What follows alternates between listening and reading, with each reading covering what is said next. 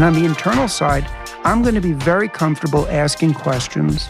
I'm going to be very comfortable listening attentively to people and not interrupting them. And I'm going to be very comfortable being results-oriented. That's my focus. Welcome to The Profitable Table, fed by Woolco Foods, a podcast at the nexus of hospitality, business, culture, and the mind.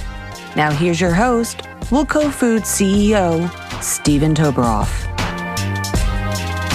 Hello, everyone, and welcome to another episode of The Profitable Table, fed by Woolco Foods. I am your host, Steven Toboroff. And 2 episodes ago, I recorded a podcast dealing with some general concepts on the mind and the importance of a proper understanding of and utilization of our minds, particularly as business leaders. Because if we don't have that relationship, that understanding, that utilization of our mind dialed in as much as possible on a daily basis to be optimal, much of everything else that we do is going to be futile, or certainly not nearly as successful as it might be, because it's not going to be processed, filtered, and utilized in an optimal way, whatever decisions, ideas, etc. And I want to go a little bit deeper into that subject and explore a specific and very common phenomenon that is very prevalent in business and in life, but especially in business. And it's one of the most destructive misuses of the mind that a person in business can engage in. And as I say, unfortunately, it's incredibly common. And that is when people become or are defensive.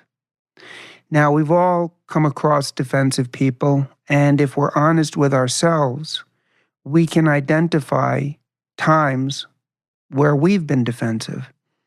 And for some of those listening, if you're really honest with yourselves, you will identify that you yourself are a defensive person. I know for myself that for my time in my 20s and even into my early 30s, I was a very defensive person.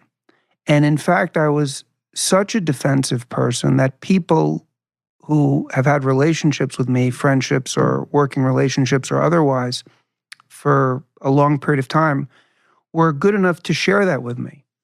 That, geez, Steve, you were somebody that was pretty touchy, pretty defensive, and didn't want to deal with you on the wrong day or on the wrong subject because of that way of being that you had. So I can absolutely relate to this. It's something that, as I say, I was very much guilty of, very much aware of myself, and therefore I'm acutely aware of how bad it is to be defensive in business.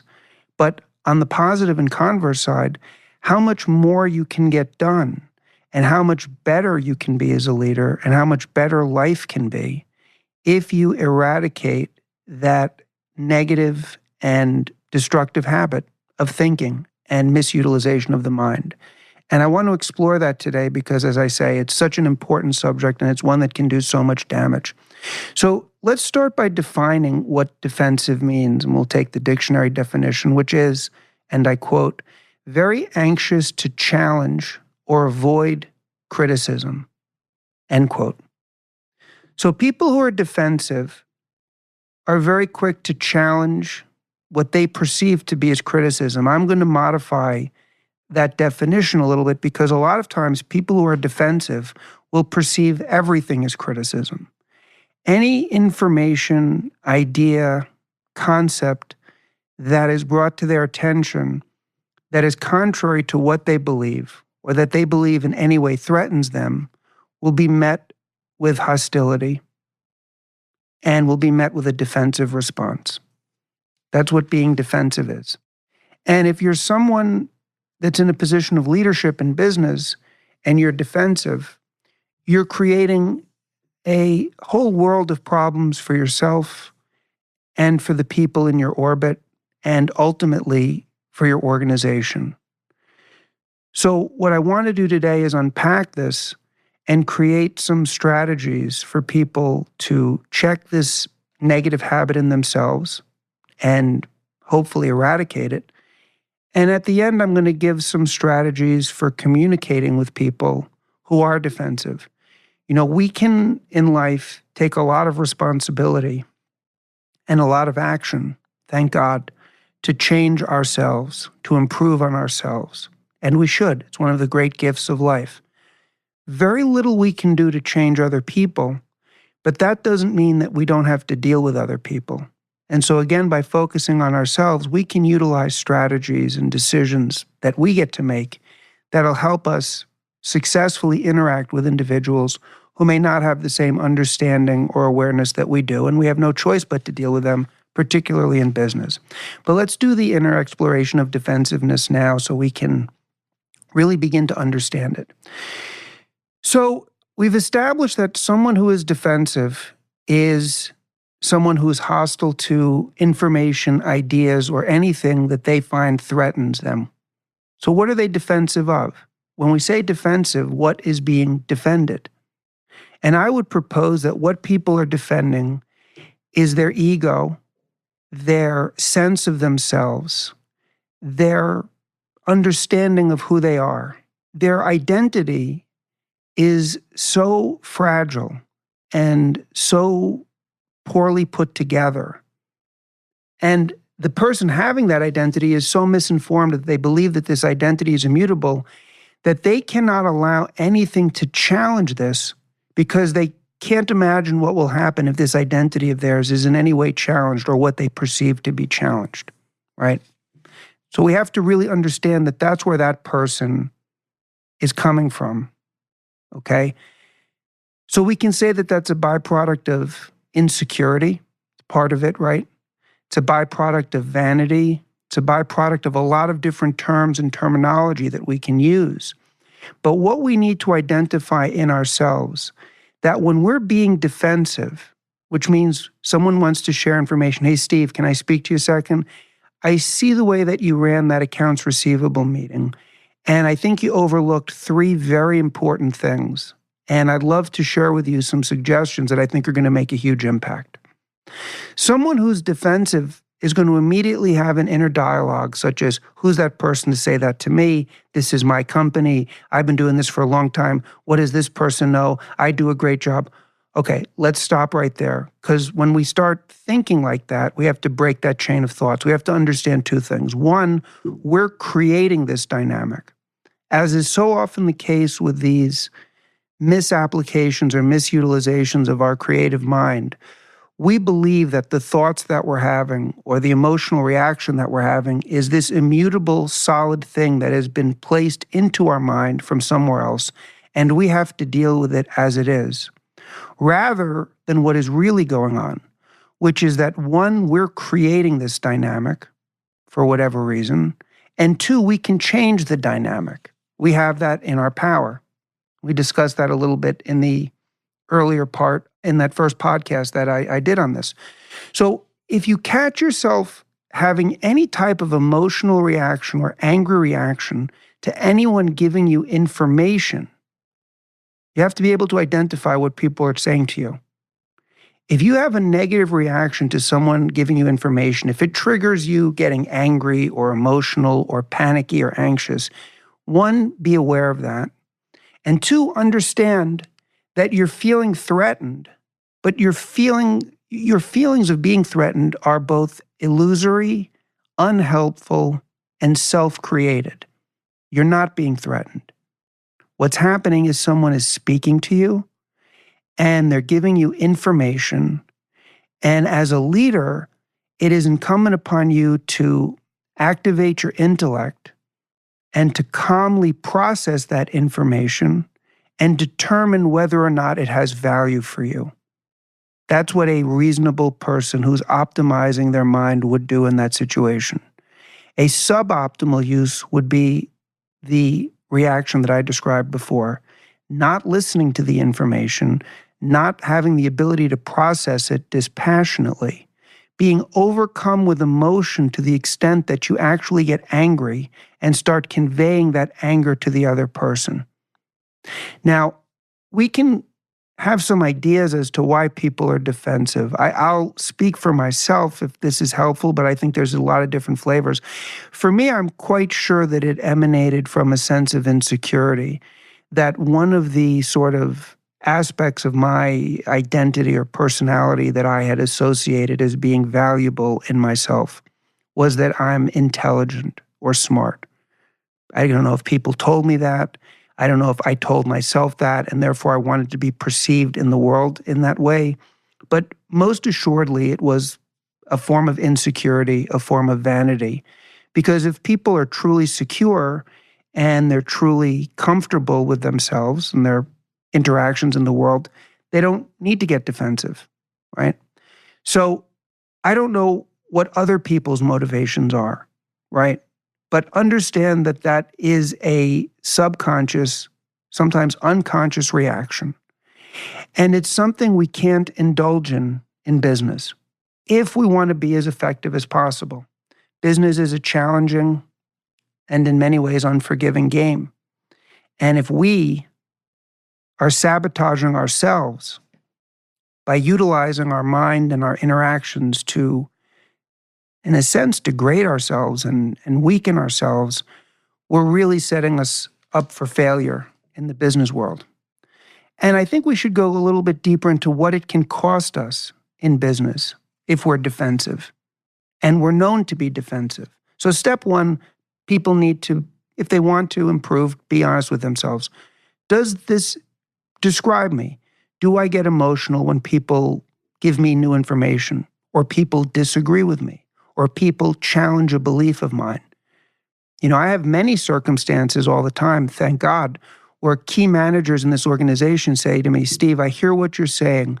I think we should try something different, and I'll tell you why. Some people say to me, Steve, I hear what you're saying.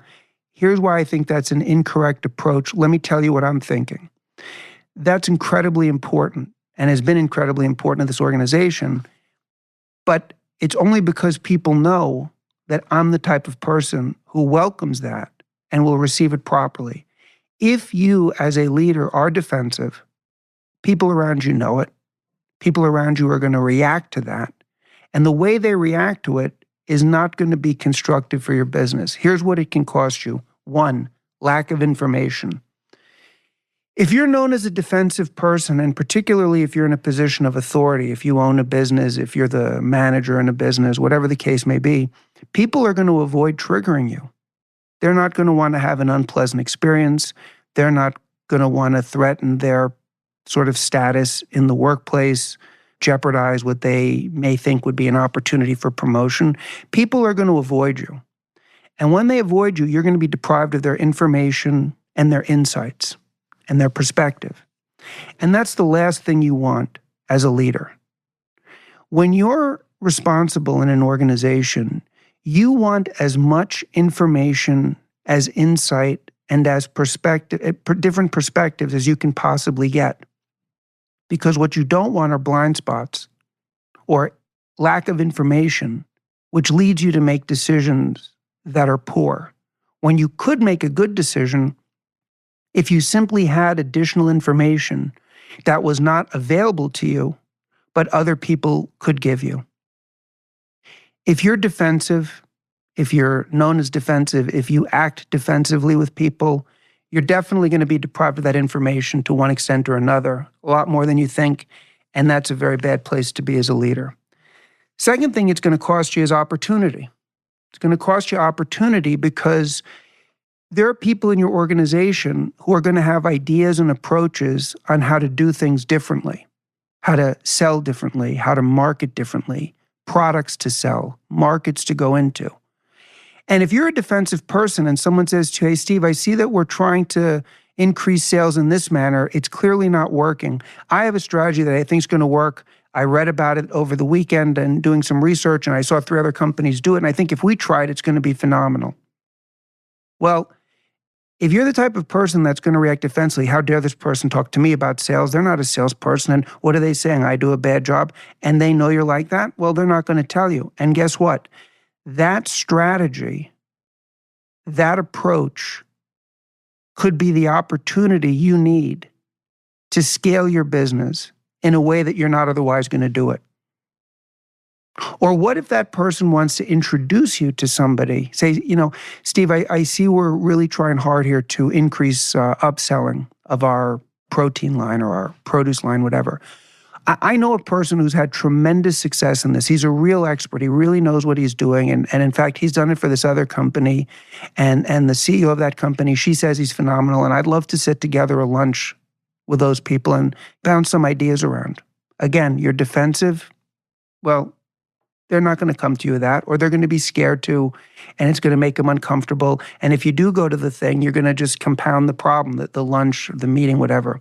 So the second thing it's going to cost you is a lack of opportunity. You don't know what that's going to be, but in business, you're always looking for that opportunity that you don't expect that's going to give you another leg up in your business. In your personal life, it's going to cost you intimacy. People can't get close to a defensive person. The very nature of defensiveness is you're setting up around you this sort of moat. And remember, you're setting up all of these defense mechanisms to protect something that's not real. What you're protecting is this image of yourself. The image isn't real. You're creating it. You're not protecting it by being defensive because it doesn't exist to be protected. This is an important concept. What you're doing is you're avoiding feeling some unpleasant emotions that you're generating for no reason because you're insecure. Well, it's going to be very difficult for people to have an intimate relationship with you emotionally if you're a defensive person. You can imagine the myriad of ways that that's going to be, and it's all for nothing, right? And the final thing it's going to cost you is lack of peace of mind. I can remember as a young person, as I say in my 20s, because I'm very aware that I was a defensive person back then, somebody would say something to me, most likely innocuous, and I would be ruminating about it for a few hours. If it was something that really challenged me, like if it was somebody who was really smart and really said something to me that was insightful that I hadn't thought of, and rather than being appreciative because I was so insecure and so confused about utilization of my own mind, I would be thinking about that for sometimes a day or so. And I lost that peace of mind. When you're defensive and you're looking to protect this illusory ego image of yourself that you've created, that takes a lot of energy, takes a lot of effort and attentiveness for absolutely no reason, right? So it's going to cost you peace of mind. And as the leader of a business, you need to husband your resources, your rest, your energy for what counts, not engaging in this masochistic activity to protect something that doesn't even exist, right? Okay. So once we understand that, what can we do to unpack this and stop being defensive, right? We've talked about what it costs us. So the first thing that should motivate people to be aware of this pattern and break it is, I don't want to lose these various opportunities, these benefits that come along with it. So how do we unpack it? The first thing is we have to understand is that you're the one who's creating this identity of yourself. And you're the one who's creating this notion it has to be protected. You are not being threatened, and you're in no danger by people giving you information or people who disagree with you. I'm not talking about people who insult you, and I'm not talking about people who try to humiliate you. And even in those circumstances, there's no reason to be defensive. There's never a reason to be defensive as a leader. What you want to do as a leader is someone who can listen to information, process it, and respond at the appropriate time. Okay? You have to understand that. So first thing is, what you're protecting doesn't exist. You're creating it, whatever the image is. Your protection of it is completely unnecessary and is costing you a lot of energy, right? And ultimately, you can change it. How do we change it? Well, the first thing we have to do is we have to understand that to the extent that your defensiveness is predicated upon insecurity, insecurity is oftentimes predicated upon what we think other people will think of us. People might phrase it as, we're concerned what people will think of us. We have no idea what other people think about us, nor should we really care, for a few reasons. One, we can't control what other people think. All we can control is being the type of person that when we look in the mirror and see ourselves, we see somebody looking back at us that we respect, that we feel good about. If we do, that's all you need. You can't control what other people think. So if your insecurity and defensiveness comes from a fear of being perceived a certain way by people, understand this. You have no idea what people think about you, one, and you can't control what people think about you. All you can do is behave in a manner when you deal with other people that is a manner that you would respect. For me, if I deal with people in the following way, I'm an active listener. I stay calm. I speak in a respectful manner at a respectful tone. Then I can say to myself, I behaved in a manner that I'm good with. Now, if somebody perceives me as a fool, as a jerk, as condescending, as stupid, as whatever, I can't control that and I don't care. Now, if I go into a conversation with somebody and I get overly emotional and raise my voice and act demonstrative and lose control, and then an hour later I'm thinking about myself, I'm not okay with that. See, that's a different thing. And then I got to worry about that because I don't want to be somebody that I'm not okay with because I know I'm not in alignment with the best, most efficacious way of being. It's what other people think about that. Well, they may think I'm a fool, this guy's emotional, this guy's out of touch, whatever. Again, you can't control it, so don't waste your time even worrying about it. Worry instead about being somebody who's behaving in a manner that you can be proud of in yourself. The second thing is you have to understand that people, and I've seen this, the most intelligent and successful and stable and in control people that I know ask a lot of questions. And I think it's a good idea to get in the habit of asking questions. You have to ask questions when you don't understand something. A lot of times people, again, because they're worried what other people will think about them, they don't want to be perceived as stupid. So they'll be having a meeting or a conversation, and they think that if they ask a question, it's going to make them look stupid. So they'll just pretend to understand it, and the entire meeting and conversation is wasted.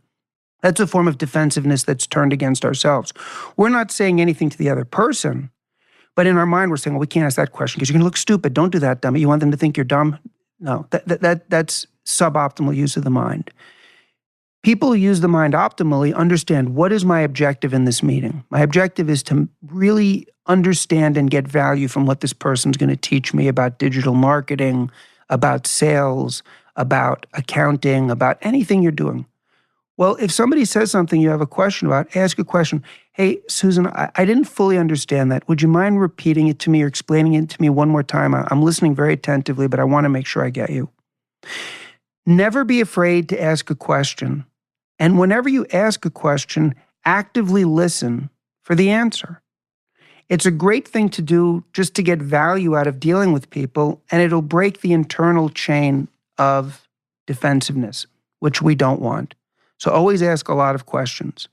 The third thing, which is part of this, is a great way to break defensiveness is to always be results-oriented in business. Business is a very specific dynamic and game. And in my mind, it's a game predicated in large part, but not always, on results.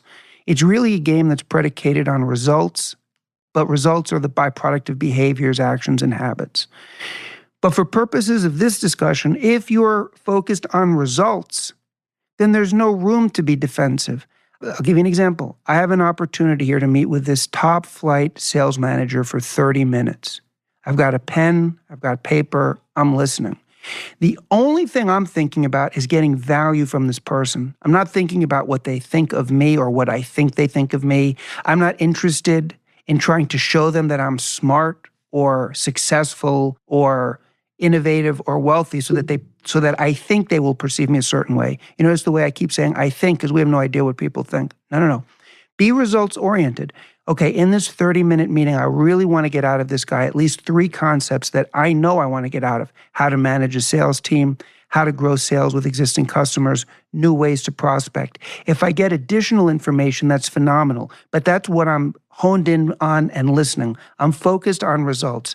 If you're a results-oriented person in business, as you should be, it doesn't leave a hell of a lot of room to be defensive, okay?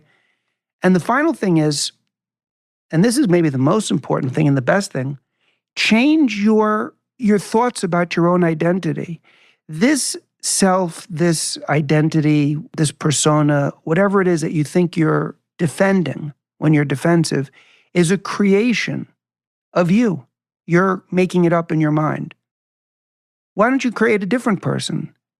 The person I like to create for myself is, in business, it's my responsibility as the leader to be present, to listen, to process information, to ask questions. And if I have any identity, it's the type of person where I'm going to be the type of person where I'm going to behave in a manner where people are comfortable giving me information. People are going to be comfortable offering me new solutions. And on the internal side, I'm going to be very comfortable asking questions. I'm going to be very comfortable listening attentively to people and not interrupting them. And I'm going to be very comfortable being results-oriented. That's my focus. Not, how dare this person speak to me? Or they don't know what I've been through, or I have this experience and they don't. And what? No, that's all nonsense. And it's nonsense you're creating. And it's nonsense you're creating that not only doesn't serve you, it's actively harming you. Create a new inner referendum as a business leader based upon results. Because if you do that, you're going to get far better outcomes, which is what you want. So what we want instead of defensiveness, if defensiveness is being closed-minded, protective, anxious, hostile to information, and we've identified that as negative, because I believe it is negative and very costly, then what do we want? Sort of a continuation of what I was just saying. What do we want to create with our minds? How do we want to use our iterative mind to support us and help us in the most powerful and efficacious manner? First, we want to be open-minded, expansive-minded, meaning you can't ever feel threatened by information. Someone can say something to you, and once you listen to it, it can be the most absurd thing you've ever heard. That's not a threat to you. Somebody can say something to you, and it's the most outrageous thing you've ever heard. That's not a threat to you. It can be the most incorrect thing. That's not a threat to you. If you're open-minded, you can listen to things, process them, and make decisions. If you're expansive-minded, it means that you're not limiting yourself for what's possible, either in your business or in your own life outside of business. You're not going to be defensive by saying, I don't know, I've always done it this way. I've gotten these results. This is what I'm going to protect. No, be expansive. Maybe I could be doing 5 times more. Maybe I could become expert or certainly very knowledgeable and impactful in this aspect of business. If you're expansive-minded, you give yourself an opportunity. Remember, it's your mind. It's a creative instrument. Sometimes people sadly feel they wake up, they feel anxious. Oh, I'm an anxious person. I have to deal with anxiety. No, you're creating those anxious thoughts and you can challenge them. Or I'm angry. No, you can challenge that too. You're creating it. Why not create an expansive mind? Why not create an open mind? I think it's essential in business to be open-minded. And a big part of that, again, is going to be asking questions. Okay? The other part of it is, as I've said many times, processing the information. Listen, at the end of the day, the leader has to make decisions. You can be open-minded, you can gather information, you can ask questions, you can do everything. You're going to have to make a decision, and nobody can read the future. The best way to make that decision is gather the information and process it. Process it dispassionately, think about it, have some faith in yourself, and make a decision. But you can't even get to the point of processing things, if your mind is so muddled and, cluttered with this energy and frenetic fear of defending something that's not even there. And then the final thing is, nobody's perfect.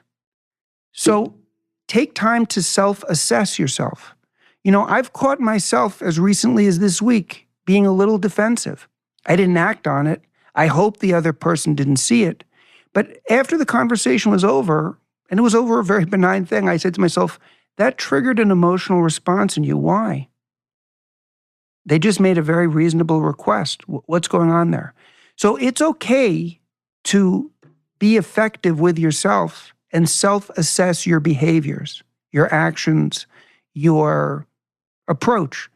This is not a set it and forget it thing. This is a never-ending opportunity to create, recreate, improve, get better, all of these wonderful things that we can do with our mind. So that, in essence, are my thoughts on defensiveness, the negative implications of it, both in terms of dealing with other people as well as dealing with yourself. Would love to hear your thoughts on the subject, to see if there are things that you would add to it, what I said, or things you agree with, things you disagree with. As always, I love to hear from people. You can reach me at steven@woolcofoods.com.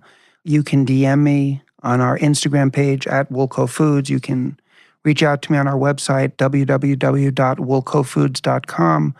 But the bottom line takeaway in all this is there's always a tremendous opportunity and gift to recreate ourselves and recreate how we think about anything.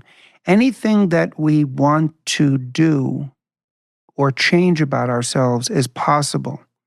But it just starts with us understanding one of the most valuable and important lessons of life, which is that we create our reality through proper utilization and understanding of our own minds.